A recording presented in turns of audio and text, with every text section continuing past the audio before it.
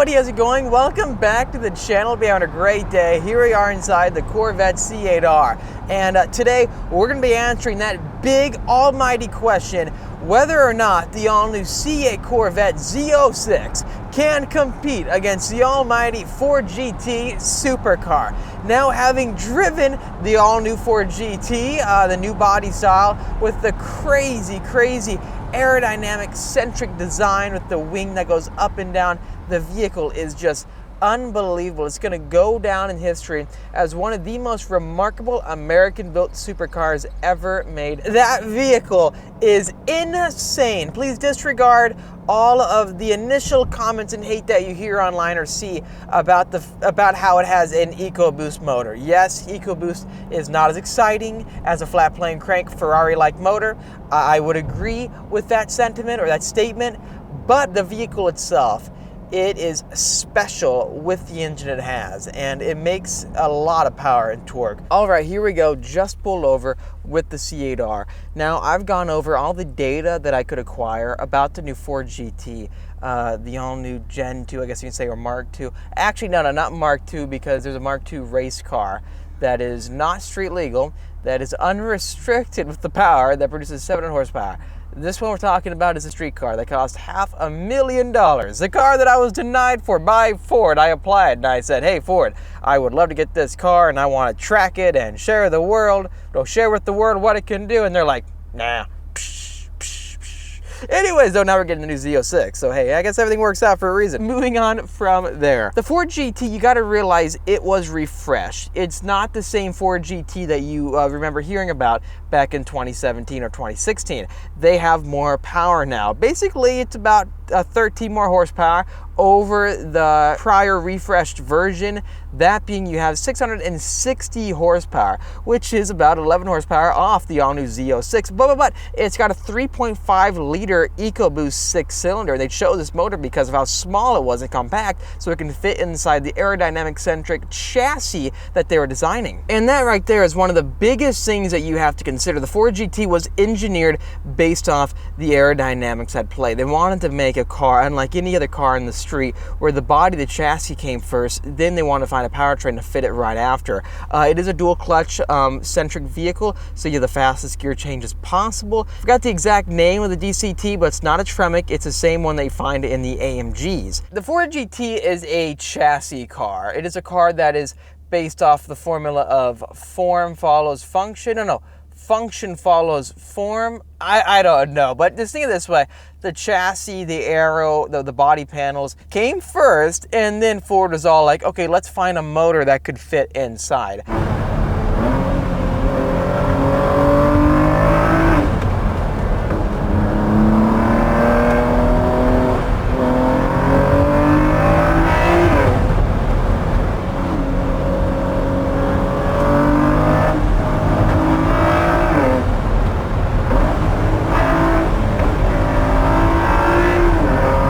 Versus the C8 Z06, the Z06 is based on the C8 Stingray platform, created to become, I don't want to say modular, but expandable, robust, versatile. A platform that there is a GT variant that I'm driving right now, essentially, that you want to drive across the entire country. It's fun, it's exciting, it's comfortable, but then at the same time, you can go on the racetrack and have fun.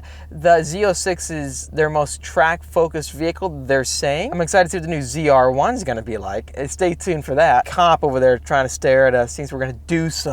Moving on from there, I think that the new Z06 definitely has a win with the motor being naturally aspirated, having 671 horsepower with no help of turbos. It does have lower torque, 470 torque versus 550 pound-feet of torque in the Ford GT. The Ford GT not only has more torque, it's also lighter. The dry weight for the Ford GT is about 3,050 pounds versus 3,434 for this new Z06. So we do have a disadvantage when it comes to the weight, and having more torque with the Ford GT, I would suspect that it's gonna perform better on the long, high-speed straightaways because of the active aerodynamics. With your fixed aero in downforce, you start losing speed. You're not able to keep up with cars that are more slippery, where they can dive and cut through the air easier. Therefore, the acceleration doesn't taper off as much. But let's picture this way. You have two cars, same horsepower. One has fixed aero, the other one has a wing that can go up and down. I'm going to create a graph right here, okay? This is the Z06, fast accelerating, then starts tapering off at higher speeds. Then with a active aero vehicle where the wing can go down, it doesn't taper off as fast on the higher end of the spectrum, whereas it keeps a very steep graph going up and up and up. Aerodynamics is really fun to talk about. I am such a nerd when it comes to all that good stuff. I would suspect, based on like the 0-60 comparisons, that being new Z06 and 0-60 in about 2.6 seconds versus 2.9 for the Ford GT, and then 10.6 for the quarter mile versus 10.8 for the Ford GT, it will be faster accelerating out of the dig, and probably to about 120, 130, and maybe the Ford GT takes off from there because the wing goes down. Let me know your thoughts in the comment section down below. Anyways, moving on from there, what the new Corvette has that I think is going to put at an advantage over the $500,000 Ford GT is the technology. This is a much newer vehicle. Ford GT was unveiled back in, I think, 2016 it was, right when the GT 350R was unveiled. So it could have been like late 2015 actually. It's been out for a while, the street car, since 2017 was when they first started the production model years, and they're about to end soon.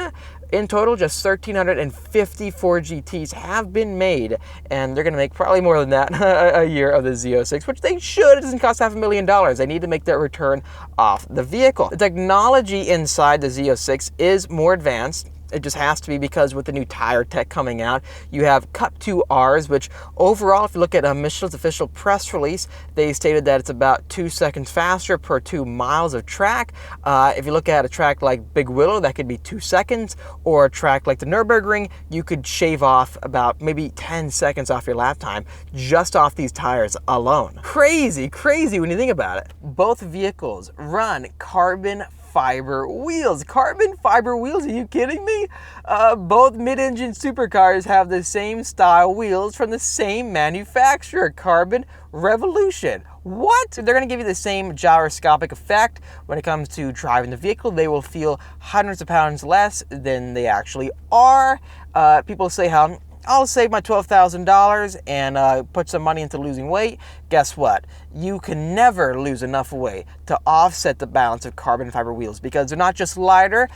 Every rotational pound that you have means much more than standard sitting weight. In general, losing 60 pounds of unsprung weight, that could make the car feel like it's 200 pounds lighter. Versus sitting mass, it's not going to give you the same effect. Not just that, since these carbon wheels are inherently more stiff, they will give you much better feedback and absorb bumps better than standard wheels that are track focused. Overall, these wheels give you the highest level of feedback possible and grip possible because of their rigidity and structure themselves. Going further, where the Z06 has an advantage over the Ford GT is the downforce. At 150 miles an hour, the Ford GT puts down right around 400 pounds of downforce. Chevrolet states the Z06 puts down around 730 at 180 miles an hour. In comparison, if you do the math, I would estimate that the Z06 puts down right around 500 to 550 pounds of downforce at the same speed, 150 miles an hour, by doing the quick math there. I know there's a lot more to it. It just looks like this new Z06 has more downforce considering the aerodynamic blades underneath the vehicle, the big spoiler, the dive planes up front. Yes, the Ford GT looks like it's more of a spaceship, but downforce is an interesting thing. Ford GT can slip through the air. It can be neutral, or it can give you enough force needed to take a corner fast. What I find interesting is that this new Z06 has possibly the widest contact patch for a V8 powered supercar on the market. You have 345 by 25 21s out back. 21 is basically the biggest wheel you can put on a car. They're huge. And not just that, a 25 sidewall is even shorter than your 30 sidewall that you see with every other performance car out there. The contact patch, the sizing, these are massive tires out back. And the wider, the bigger tires are, the more rubber you have to deal with. They will wear possibly slower, and you have more friction being put on the ground In essence, that means grip, more cornering grip. And then you have two 75s up front. That's wider than the McLaren Senna. That car is fast. I don't think we're gonna see any understeer at all. With Cup 2Rs and tires that wide, it's unheard of. The Ford GT has two 45s up front and three 25s out back. These are wider again, but it does way more. The car does way more, 400 pounds more roughly based off the dry weight. At the same time, I think this contact patch advantage with downforce and a naturally aspirated V8, I think the new Z06 is gonna have a very good chance to compete against this $500,000 supercar. And a few things I wanna point out, the dimensions of this new Z06, it is actually about 4.5 inches taller than the Ford GT. It's an inch wider. It's an inch wider than the Ford GT supercar. Not just that, it's about 3 inches shorter in length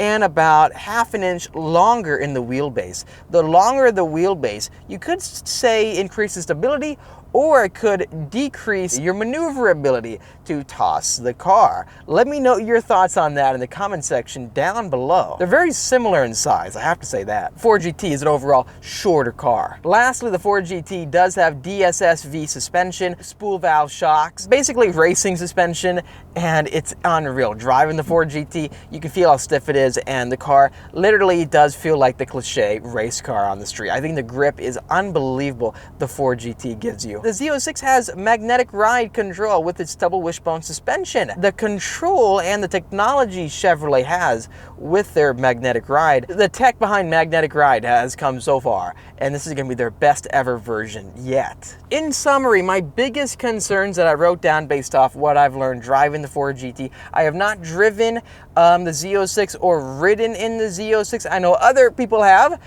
We have not experienced it yet. Hopefully we'll experience it soon. We're definitely paying a lot of money for it. Anyways, biggest concerns that will lead to the Z06 losing, I think, the fixed aero on a high-speed track like Big Willow. You could lose time because on the big straightaways that you hit like 150, 160, the fixed aero slows you down on those higher digits of speed. Not just that, you have lower torque exiting a corner.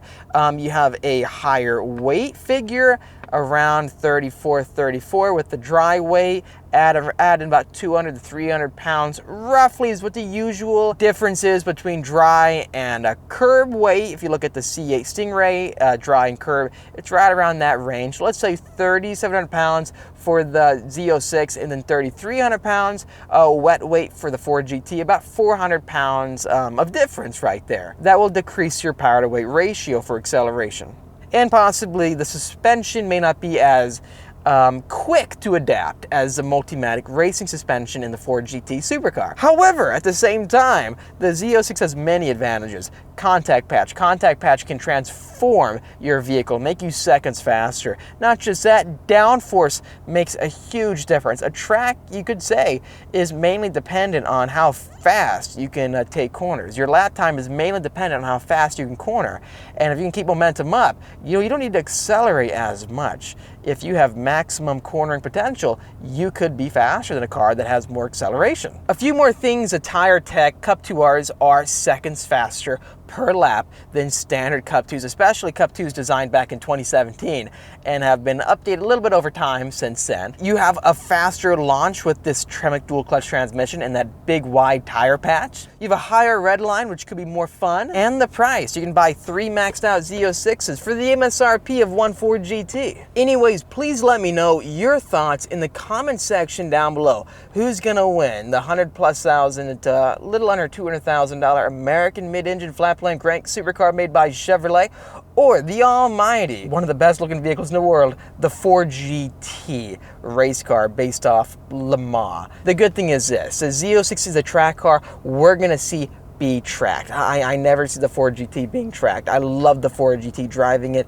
it blew my mind. Special thanks to our friend Carl who let us test out his car. And stay tuned for our official comparison between the Z06 and the Ford GT. It's going to happen, and we're going to go to the racetrack, so stay tuned for lap times there. We're going to find out, put it to the test, how they compare. And knowing how good this car is on the racetrack, the thought of something even crazier excites me. It really excites me, and that's why I'm getting one. I can't wait. Thank you, Chevy, for all you're doing. Can't wait to see how they compare. Anyways, thanks for watching this video. If you liked it, make sure to hit that like button to help me out, and subscribe for much more great content coming out your way. I'll see all of you in the next episode.